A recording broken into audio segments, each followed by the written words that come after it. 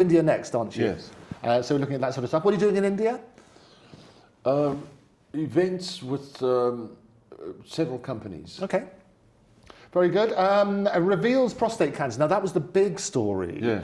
And how have people responded to that? Because that was the very first thing that we spoke about. Yes. And what really helps other people about prevention being better than cure. How have people responded to that story?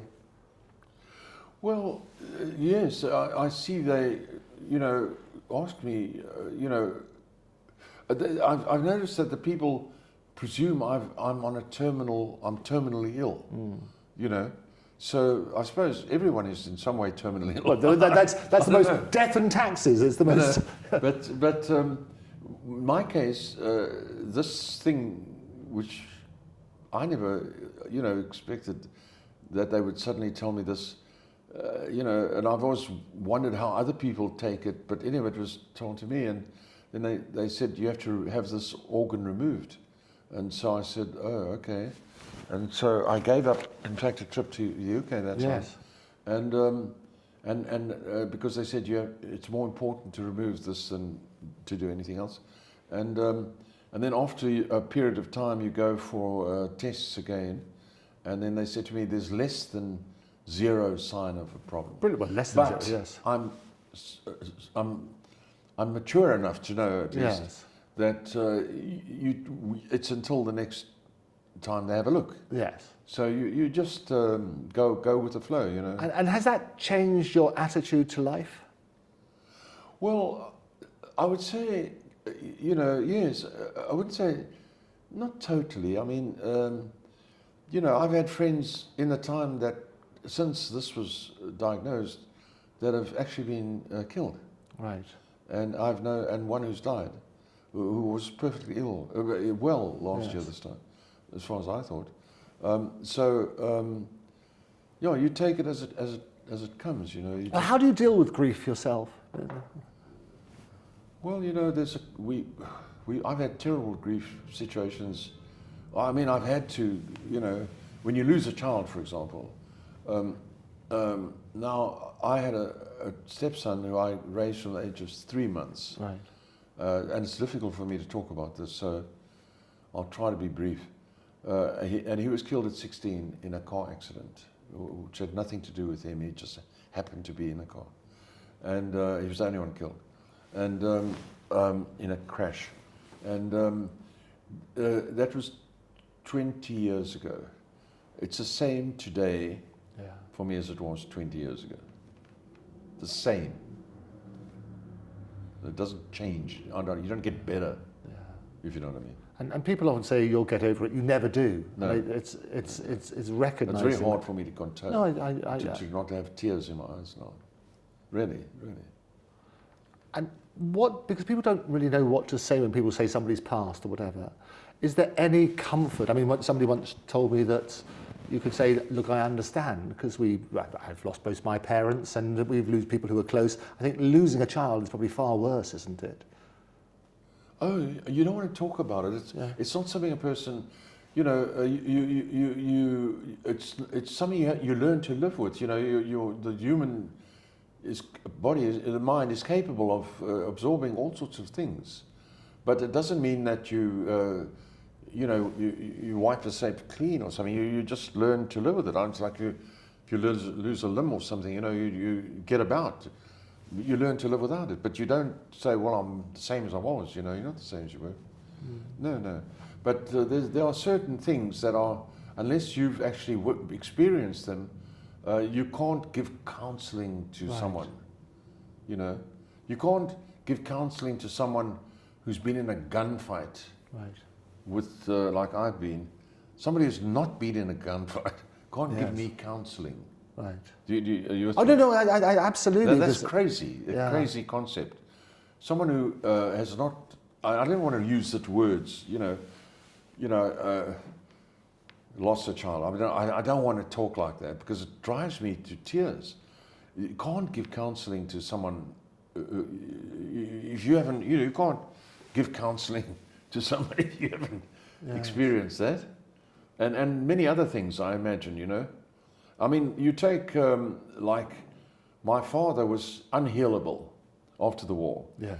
No amount of counselling by others who'd never been in the war could help him.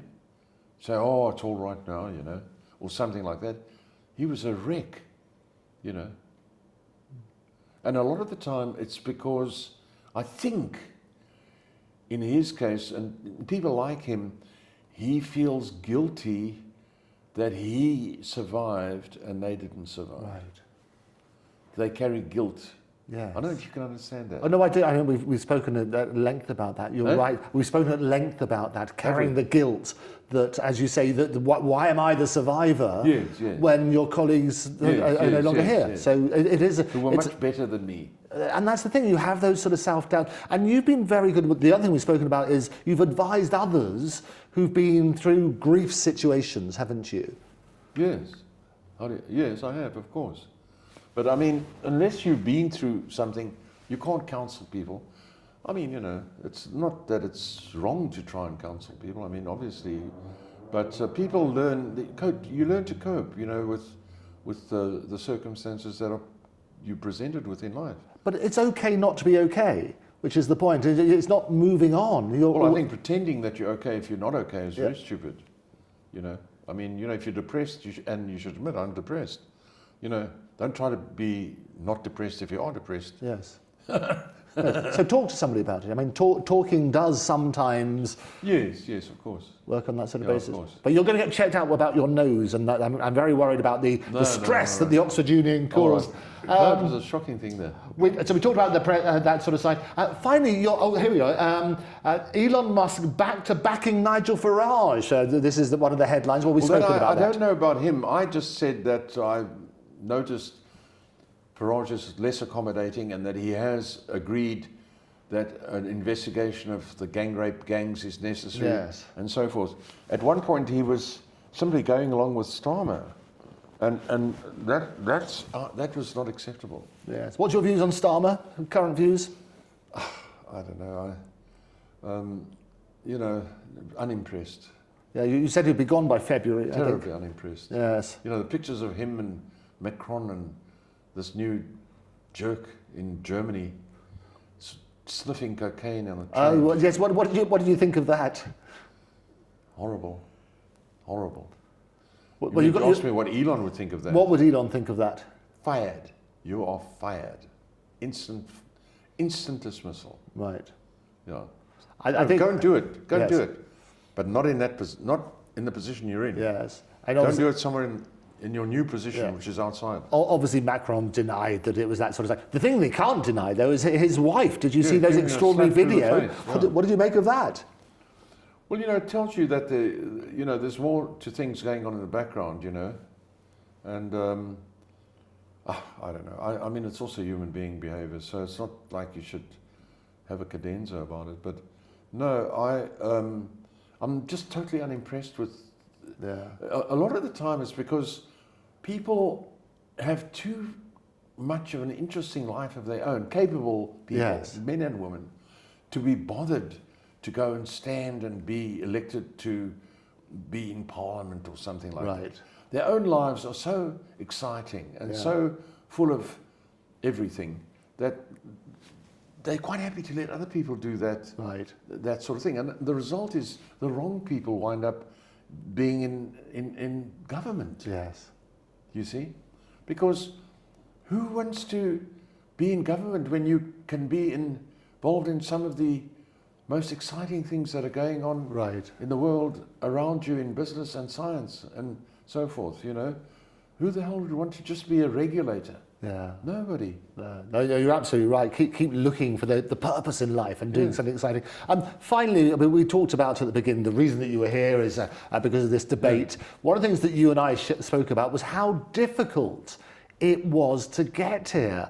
And we were talk to me about that and the hurdles you had to jump over to sort that out. And because it might, by talking about how difficult, we might be able to get it addressed. Well, it's only the one hurdle. To get a visa to come to England, I'm entitled to a British passport. Yes. Because if your mother was British, you can be a British passport holder.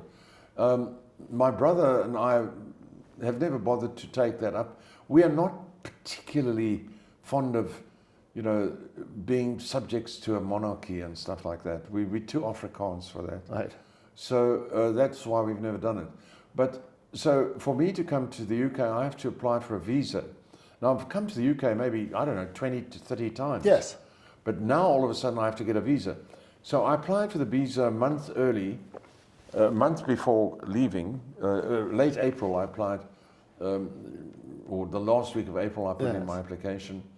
And it only received serious attention 2 weeks later, whereupon I was told that I'm so late in applying, which was already a month before Yes. that I applied, that I have to pay $1,000 to expedite the visa. So I did pay that.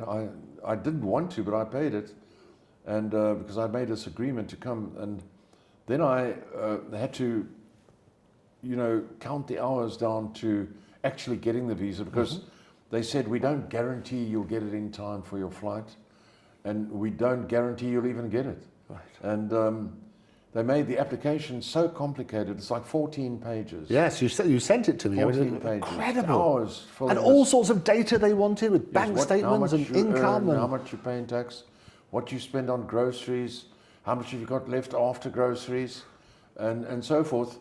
And if you put down things that look too like you earn too much, it has to look like an ordinary person, I was Right. told.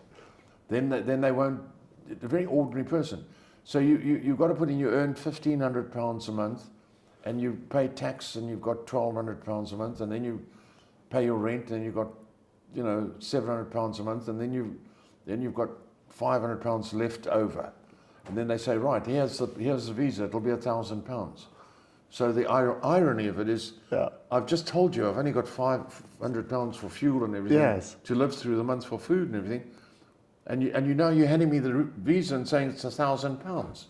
How am I supposed to pay that? It's ironic. Yes. I mean, don't they get the irony? yeah. But if you tell them that you earn £20,000 a month, you become a subject of investigation. It's crazy, isn't it? We spoke about that publicly, and a lot of people said it'd be easier if you came over on a dinghy. Yes, easier if you came over on a rubber duck. Yes. Much easier, and you get 4-star accommodation and so on. But in fact, I got the visa 2 hours before closing time on the day before I left. Wow.